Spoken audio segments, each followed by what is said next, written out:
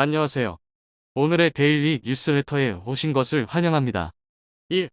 반도체 시장에 큰 파장이 일고 있다. 2. 삼성의 엄청난 수주량. 3. TSMC는 위기와 씨름합니다. 한번 진실을 알아봅시다. 최근 미국이 중국 반도체에 대한 규제를 강화함에 따라 세계 반도체 시장에 큰 파장이 일고 있는데요. 대만의 세계적인 파운드리 반도체 위탁 생산 업체인 TSMC도 중국의 비런 테크놀로지의 반도체 생산을 중단한다고 밝혀 화제가 되었습니다. 그러는 사이 삼성은 이미지 센서나 디스플레이 구분칩 DDI 등 시스템 반도체 생산을 위탁할 외주 업체를 늘리는 한편 유럽 등 해외에 신규 파운드리 공장을 설립하려 하고 있는데요. 중국 반도체 규제를 기회 삼아 반도체 시장 영향력을 키우려는 TSMC가 생산을 중단한다고 밝힌 비런 테크놀로지는 지난달부터 미국의 대중국 반도체 판매 규제 강화에 따라 구매할 수 없게 된 엔비디아의 A100, H100 등 데이터 센터용 GPU 그래픽 처리 설치를 대체할 수 있는 GPU를 생산하는 중국 반도체 업계에서 매우 중요한 업체인데요. 비런의 GPU 위탁 생산이 중단됨에 따라 중국 반도체 업계는 얄변하게 맞게 되었습니다. BR100 등 비런의 제품들은 7나노 공정으로 생산되는데 중국 내에서는 기존의 TSMC와 같이 7나노 공정을 안정적으로 생산할 수 있는 업체가 아직 없기 때문인데요. 7나노 미만 선단 공정에 필요한 극저예선 노광 장비도 미국의 수출 규제 대상에 들어가 있어 당분간은 비런 제품 생산의 차질이 불가피할 것으로 보입니다. TSMC가 중국 반도체 생산을 중단한 건 미국의 규제에 따른 조치이기도 하지만 중국의 대만 위협이 가시화되고 있는 것도 이유 중 하나인데요. 실제로 최근 미국의 윌리엄 번스 CIA 국장이 중국의 시진핑 주석이 2027년까지 대만을 공격할 준비를 끝내라고 군에 지시했다고 주장해 논란이 된 바 있습니다. 이 주장의 사실 여부와는 별개로 낸시 펠로시 미 하원의장 대만 방문을 전후해 중국 함대가 대만을 포위하고 무력 시위를 하는 등 대만을 향한 중국의 위협이 거세지고 있는 건 사실인데요. 미국 현지 군 관계자들 사이에서는 이 2027년 대만 침공설이 내년이나 올해에 앞당겨져 실행될 가능성도 배제할 수 없다는 주장까지 나오고 있습니다. 최근 들어 미국이 중국을 대상으로 반도체 관련 규제를 강화한 것도 A100 등 AI 반도체가 유사시 병기 등에 활용될 것을 우려한 측면도 크지요. 당사자인 TSMC도 당연히 이를 알고 있어 대응책을 마련하고 있는데요. 유사시 중국과의 군사 충돌 등에 대비해 일본의 반도체 생산 라인을 추가로 늘리려 하고 있습니다. 이미 소니와 합작해 쿠마모토현에 반도체 공장을 짓고 있는데요. 일본 시장 투자 규모도 8천억 엔에서 1조 엔으로 늘릴 계획입니다. 이는 반도체 시장 경쟁에서 밀려난 자국 반도체 업계를 부흥하려고 하는 일본의 이해와도 일치하는데요. 일본은 반도체 위탁 생산을 할 파운드리 자체가 없기에 이를 메울 TSMC가 쿠마모토에 세우는 공장에 4천억 엔이나 지원하며 환영하는 건 당연하다 할 수 있습니다. 이러한 최근의 반도체 시장 상황은 삼성전자에 있어 큰 기회나 다름없는데요. 떠오르던 경쟁자였던 중국은 미국의 규제로 제품 생산 자체가 어려워지게 되었고 최대 경쟁 상대 중 하나인 TSMC도 미중 대결과 양안 갈등, 국제 정세의 발목을 잡힐 가능성이 커졌기 때문입니다. 실제로 세계 최대의 반도체 수요국인 미국은 중국의 대만 위협이 거세짐에 따라 TSMC 등 대만에 의존하던 반도체 공급망을 다양화하는 추세인데요. 이를 삼성이 차지할 가능성이 충분히 있다는 겁니다. TSMC가 일본에 공장을 세우는 등 생산 라인을 일본에 이전하려는 것도 이러한 미국의 움직임에 맞추려는 건데요. 이러한 TSMC의 계획이 실현되더라도 삼성이 미국의 반도체 수요를 충당하게 될 가능성은 여전히 높습니다. 반도체 같은 정밀 공업 제품은 지진 등에 매우 취약한데요. 다들 아시다시피 대만이나 일본 모두 지진 위험이 큰 곳들입니다. 중국의 위협이 없더라도 환경적으로 반도체 산업에 적합하지 않다는 건데요. 아시아권 전문 투자사인 트리오리엔트의 단 리스테트 부사장도 파이낸셜 타임스와의 인터뷰에서 지정학적 문제가 아니어도 반도체는 지진과 전력 부족 등이 발생할 수 있다. TSMC가 문을 닫으면 애플도 문을 닫아야 한다는 것을 받아들일 수 있을까? 라며 이에 대해 지적했습니다. 미국도 이런 문제를 모르는 건 아니라 자국 내 반도체 생산 비중을 높이기 위해 미국의 반도체 공장을 건설하는 기업에 520억 달러의 보조금을 지원하는 반도체 지원법을 공포했는데요. 그러나 미국 현지 전문가들과 언론들도 이 법안의 실효성에 대해 의문을 제기하고 있습니다. 한화로 약 68조에 달하는 보조금이 관련 업체들이 설비에 투자하는 금액을 고려하면 너무 모자라다는 건데요. 삼성전자가 작년에만 반도체 설비에 투자한 금액이 43조에 달하는데 이를 기준으로 하면 한두 회사에만 지원해도 보조금이 거멀나게 됩니다. 전 TSMC 부사장인 엘리자베스 선 블룸버그 테크놀로지 대표도 520억 달러는 TSMC가 1년의 시설 투자에 지출하는 금액과 비교하면 큰 금액이 아니라고 지적했지요. 보조금 문제 외에 미국의 비싼 인건비도 반도체 지원법 실효성을 의심케 하는 요인 중 하나입니다. 반도체만 아니라 다른 제조업들도 생산 공장을 미국 외 다른 지역에 세우는 경우가 많은 게 바로 이 때문인데요. TSMC 창업자인 모리스 창이 미국에서 반도체를 제조하려면 대만보다 비용이 50% 더 든다고 할 정도입니다. 이런 문제들을 종합해보면 미국은 결국 좋든 싫든 자국 반도체 수요 중 일정 부분 이상은 해외에서 충당할 수밖에 없다는 결론에 이르기지요. 그 대안으로 거론되는 유력한 후보가 다름 아닌 삼성. 삼성은 TSMC의 가장 큰 약점인 지정학적 리스크가 없으면서 그들의 기술력을 대체할 수 있다는 큰 장점이 있는데요. 대표적인 예로 현재 아이폰에 들어가는 AP칩을 만들 수 있는 곳은 TSMC 외에는 삼성밖에 없습니다. TSMC보다도 일찍 3나노 공정 양산 일정을 밝힌 바 있고 이에 따라 2024년부터는 3나노 2세대 공정으로 AP 제품을 양산할 계획이고요.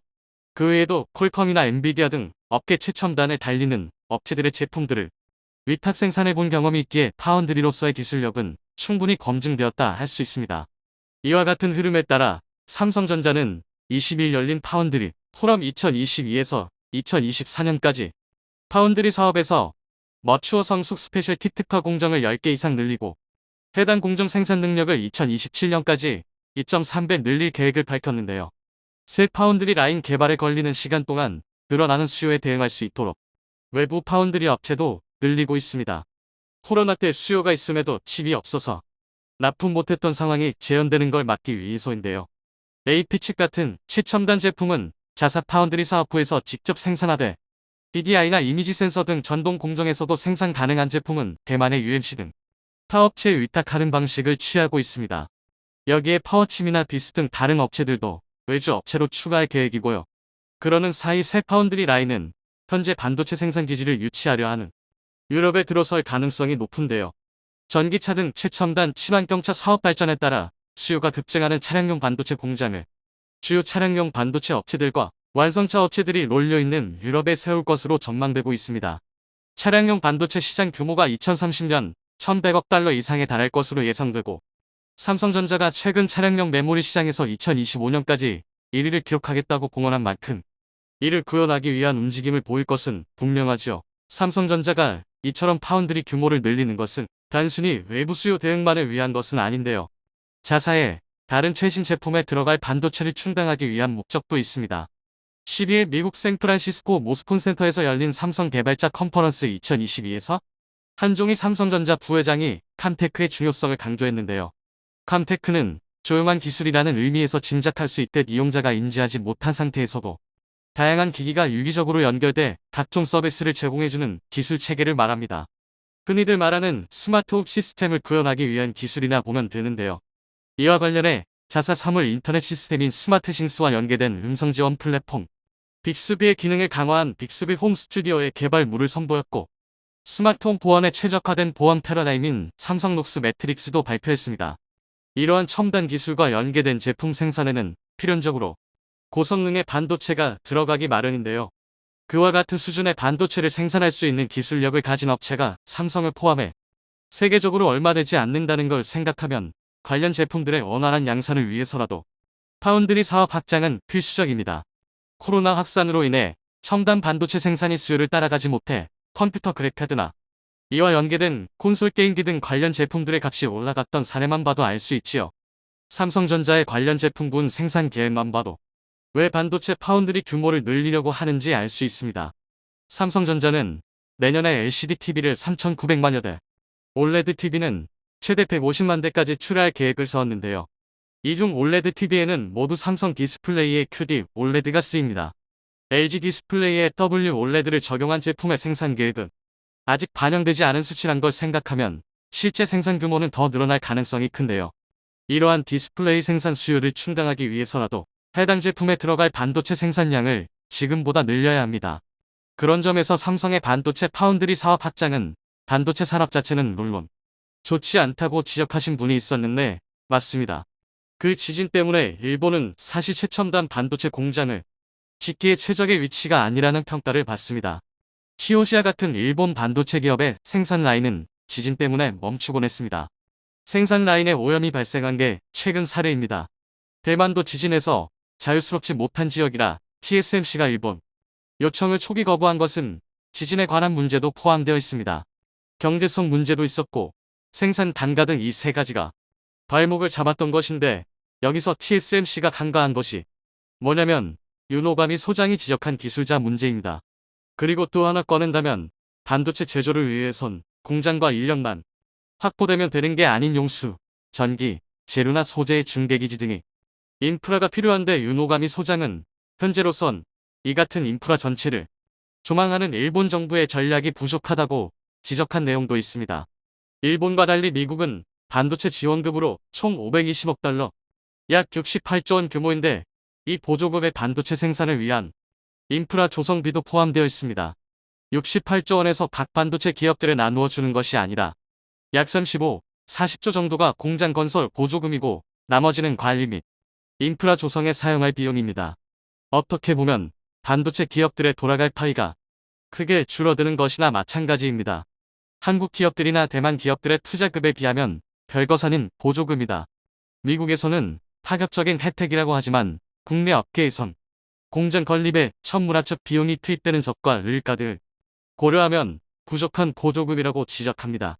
외신 등에 따르면 미국 반도체 기업인 인텔은 미국 기업이라는 적을 내세워 120억 달러 보조금을 원하고 있고 마이크론도 그동안 투자권을 꺼내지 않고 있다가 반도체 지원금 얘기가 나오자 2030년까지 400억 달러에 52조 원을 투자해 새 반도체 공장을 짓겠다고 밝힌 것은 보조금을 겨냥한 계획이라는 얘기도 나옵니다.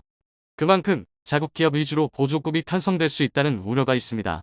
법안에는 미국 내 반도체 시설 건립 지원 390억 달러, 연구 및 노동력 개발 110억 달러, 국방 관련 반도체 제조 20억 달러 등 520억 달러를 지원하는 내용이 담겼고 또 반도체 관련 투자 기업에 25%의 투자세 공제도 지원한다고 하자 그동안 잠잠하던 미국 기업들이 너도 나도 대규모 투자 계획을 속속 밝히면서 보조급 확보 경쟁에 나서며 치열한 로비전에 들어간 상황입니다.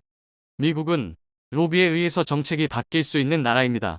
그 좋은 예가 어제 들어온 현기 전기차도 미국에서 리스 같은 상업용으로 판매되면 보조급 혜택을 받을 수 있게 됐다는 소식입니다. 한국에서 시행하고 있는 자동차 리스 제도와 거의 비슷합니다. 한국의 로비가 성공했다는 것입니다. 취득한 자동차를 포함시키며 리스 전기차도 친환경 상용차에 지급되는 7,500달러 약 965만원 보조급 대상에 포함된다고 밝혔습니다. 통상 트럭, 버스 같은 상용차 범위의 리스나 렌터카, 승차 공유 차량을 포함시켜 달라는 정부 및 현대차, 기아의 요구를 수용한 것으로 풀이됩니다. 따라서 보조금을 받을 수 있는 물꼬가 트이면서 최악의 상황을 면하게 됐다며 화냈습니다. 또 재무부는 백서에서 한국 측 요구인 모든 광물 및 부품 가격을 기준으로 보조금 대상 배터리 광물 및 부품 비중을 산정할 가능성에 대해서도 긍정적으로 검토하고 있다고 밝혔습니다. 한국을 직접 겨냥해 노골적으로 한국의 요구를 들어주면 안 된다고 강하게 주장했던 민주당 상원의원 조 맨치를 무색하게 한 것입니다. 이는 맨치 의원의 향후 정치적 입지를 약화시킨다는 분석도 있습니다. 이에 대해 로이터 통신은 이번 발표는 한국의 요구가 적용된 일부 자동차 기업의 승리라고 평가했고 월스트리트 저널 WSJ도 미국이 동맹을 달래기 위한 움직임에 나섰다고 분석했습니다. 이게 미 행정부를 움직이는 로비의 힘입니다. 제가 이 부분을 언급한 것은 애플의 로비에 의한 힘 때문입니다. 이 부분은 나중에 다시 설명하겠습니다. 미국이나 유럽 기업이 중국이나 아시아 지역에서 생산을 하려고 하는 이유는 단 하나, 생산 단가 때문입니다. 물건을 싸게만 들어야 경쟁력이 생기는데 자 국내에서 비싸게 만들면 판매가 수월하겠습니까? 일전에 말씀드렸지만 TSMC가 대만을 고집했던 이유가 생산 단가 때문입니다. 기술진이 미국이나 일본에 파견 나가서 생활하는 비용도 물가도 모두 다 높습니다. 특히 인건비는 2배 이상입니다. 당연히 경쟁력에서 밀릴 수밖에 없습니다. 현재 LG에너지솔루션의 미국 배터리 공장에서 결성된 원원 공장 노조는 첫 입단협에서 현재 시간당 10달러 약 12,680원 중반에서 20달러 약 25,360원 중반 수준인 노동자 임금을 시간당 32달러 약 4만원 수준으로 올리는 방안을 요구하고 있는 것으로 알려져 있는데, 이는 미국 자동차 부품업계 최고 수준입니다. 또 이 번노사 협상 결과에 따라 미국 테네시주와 미시간주 등에서 가동을 시작할 다른 공장 임금에도 영향을 줄 수밖에 없고, 이런 인건비는 배터리 가격 경쟁력 하락으로 이어질 수 있습니다. LG엔슬은 인력 채용에서 어려워하고 있는 와중인데, 노조가 업계 최고 수준의 시급을 요구한 것은 이런 분위기를 알고 있고, 미국 인플레이션 감축법에 따라 미국에서 생산할 수밖에 없다는 약점을 알고 협상안을 꺼낸 의도라고 생각됩니다. 한국 1급 수준에서 최대 3배를 달라고 하는 겁니다. 따라서 주정부가 주는 인센티브에만 관심을 가질 것이 아니라 지역 및 노조의 분위기를 사전에 파악했어야 한다는 게 업계의 지적입니다. 조지아주에 있는 현대 자동차 공장의 경우 초기 설립 때 그 지역은 쓰러져가는 소도시였습니다. 그런 지역에 자동차 생산 공장이 들어선다고 했을 때 그 지역의 시민들은 쌍수를 들고 환영했습니다. 그리고 자동차 생산 공장에 필요한 인프라가 대거 들어섰고, 따라서 죽어가는 지역의 경제가 다시 살아나면서 지금은 잘 사는 지역으로 바뀌어졌습니다. 그들은 감사해했고, 그리고 지금까지 그런 갑정으로 모사 간 화합을 이루면서 서로 간 상생하고 있습니다. 부지 선정에서 그런 측면도 일부 고려되었다면 그런 턱없는 E급 인상을 요구하는 노조는 나오지 않았을 겁니다. 따라서 미국이나 일본에서 생산하는 제품은 그냥 그 나라에서만 소비하게 할 수밖에 없습니다. 그냥 그 나라에서만 소비하게 할 수밖에 없습니다. 타국에 수출하기가 어렵다는 얘기고, 그런 부분 때문에 삼성전자는 미국의 반도체 공장을 건설하는 것도 미국 수요에 알맞게 짓고 있습니다. 미국의 그 정도 공장들을 건설하면 한국 내의 평택 단지 확장 계획을 축소해야 하는데, 오히려 더 유차까지 늘리는 것은 미국을 제외한 한국 수요와 유럽을 겨냥한 수요 때문입니다. 최근 유럽에서 삼성 반도체를 유치하기 위해 안간힘을 쓰지만 아직 삼성전자에서 확답을 해주지 않고 있는 게 생산 단가에 의한 지역적 환경 때문이라는 게 업계의 얘기입니다. 유럽연합EU는 지난해부터 삼성전자에 유럽에 반도체 공장을 지어달라고 요청하고 있습니다. 최근엔 독일 대통령, 스페인 총리 등이 연이어 삼성전자를 찾아 공장 유치 활동을 벌이고 있지만, 삼성전자가 행동에 나설 가능성은 현재로선 희박하다는 것이 업계의 전망입니다. 그런 삼성과 달리 TSMC는 독일 드레스덴을 유럽 공장 후보지로 법도하고 파운드리 공장을 짓기로 했고, 인텔은 지난해에는 유럽에 파운드리 공장을 지으려면 200억 달러를 예상하면서 유럽연합에 지원을 요청하다가 지난 3월에 이 같은 계획을 수정해 앞으로 10년 동안 800억 유로 약 110조를 투자해 유럽에 반도체 생산과 연구기지를 세우겠다는 계획을 내놓았습니다. 인텔이 30%가량 투자하고 나머지 70%는 유럽에서 투자하라고 했습니다.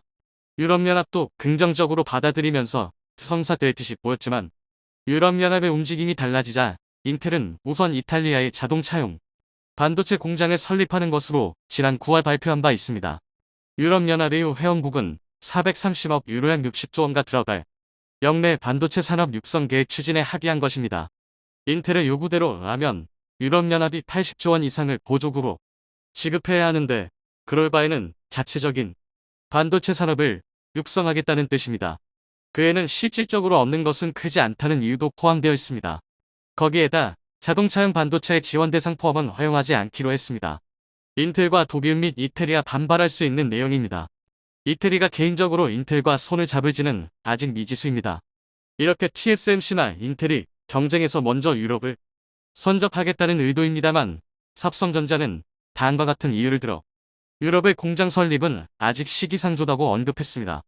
조 바이든 미국 행정부가 주도하는 반도체 불기가 현실화하고 있습니다. 미국 정부는 반도체와 배터리 등을 미국이 지배해야 한다며 한국에 투자하려던 대만 반도체 기업까지 빼앗아 미국으로 돌리는 데 성공했습니다. 이들은 중국과의 경쟁에서 이기려면 미국에 더 많은 회사와 공장을 유치해야 한다고 말하고 있는데요. 미국은 이에 그치지 않고 인센티브 지원을 내세워 미국 메모리 반도체 업체 마이크론에게 미국의 공장을 건설할 것을 권했습니다. 이에 따라 마이크론은 1,000억 달러를 들여 미국 역사상 가장 큰 반도체 공장을 건설하겠다고 밝혔는데요. 한국 돈으로는 약 140조라는 상당히 큰 액수입니다. 그런데 이런 어마어마한 액수를 투자할 수 있는 것도 미국의 지원이 뒷받침되고 있기 때문에 가능한 것입니다. 미국이 지금 중국과 반도체 패권 경쟁을 하기 위해선 미국의 공장을 건설하고 있는 글로벌 기업들에게 더 신경 써야 하는 게 맞는 것 같은데요. 그러나 미국은 글로벌 기업들에게는 투자만 하게끔 유도하고 밀어주는 건 자국 기업입니다. 글로벌 기업들이 자국 기업보다 몸집이 커지는 걸 그다지 달가워하지 않고 있죠. 그런데 최근 삼성이 반도체 부문에서 아예 초격차를 벌려버리겠다며 중대 발표를 해 미국을 당황하게 만들고 있습니다. 어쩌면 미래 반도체 패권 경쟁은 중국 대 미국이 아닌 한국 대 미국이 될지도 모르는 상황인데요.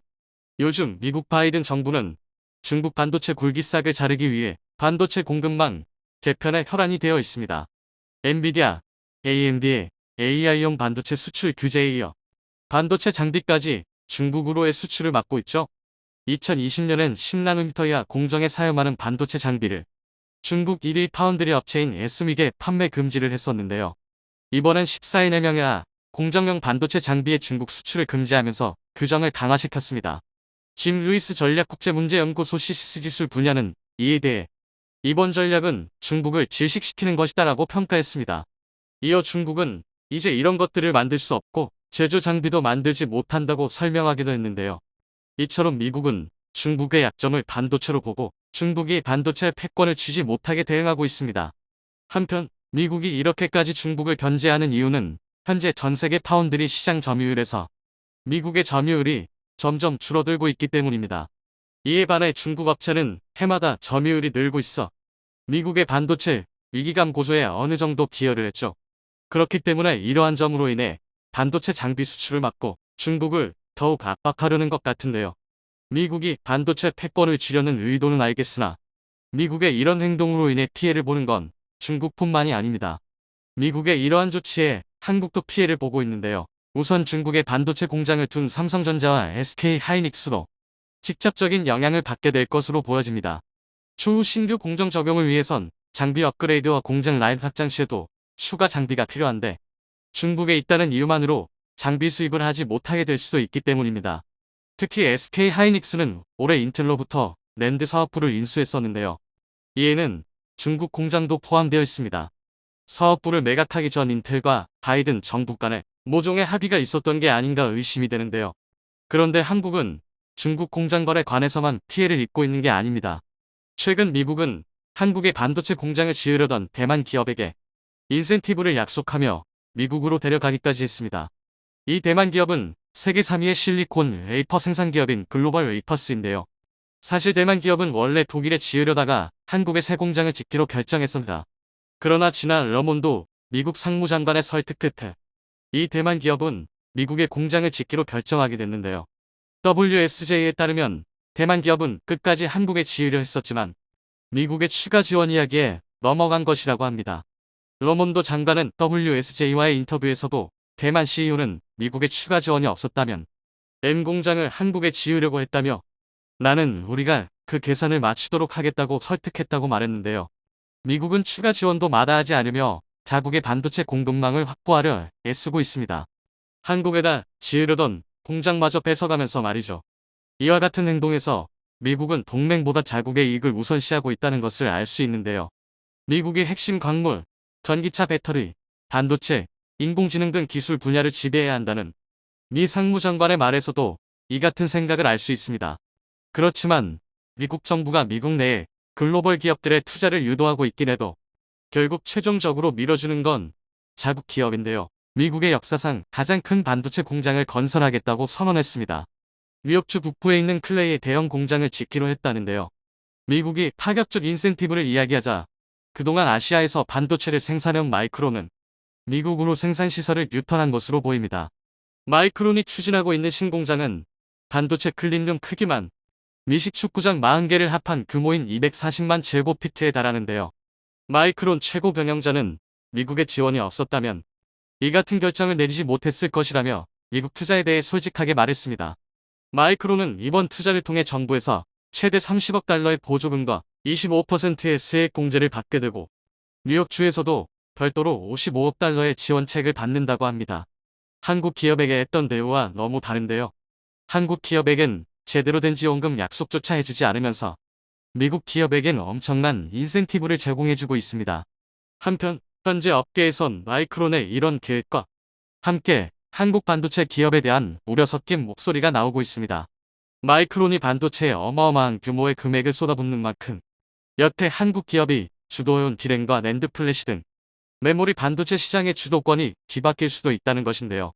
미국이 메모리 반도체 시장에서 확실한 주도권을 갖기 위해 삼성이 아닌 마이크론에 투자한다는 말도 나오고 있습니다.